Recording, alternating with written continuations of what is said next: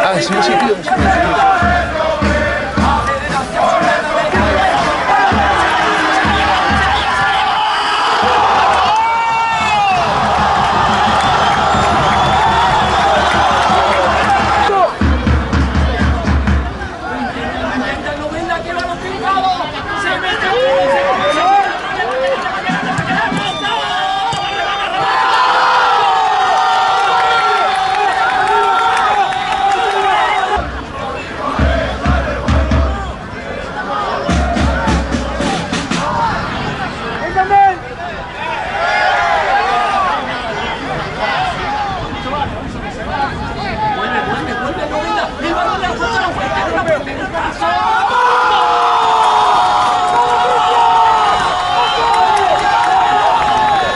Porra para hoy.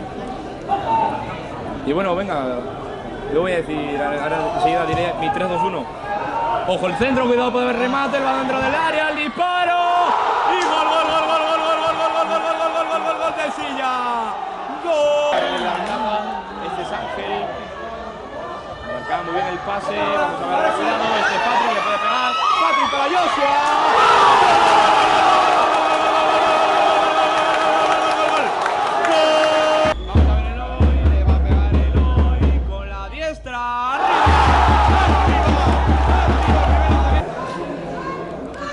¡Dispara! Vamos a ver el disparo de Motes. ¡Gol del Silla! Bajo Pablo Felipe. Ahí va el Caide. ¡Fuera! Ahí va el lanzamiento de Adrián. ¡Gol del Silla! Marca el Silla. A Bou con la zurda bajo Pablo Felipe. Le pega a Bou.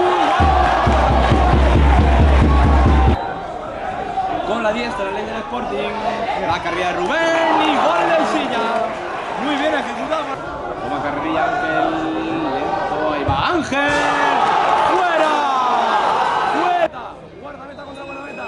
Le pega Felipe con la diestra. ¡Golazo, golazo! ¡Gol del Silla! Marca el Silla y con esto...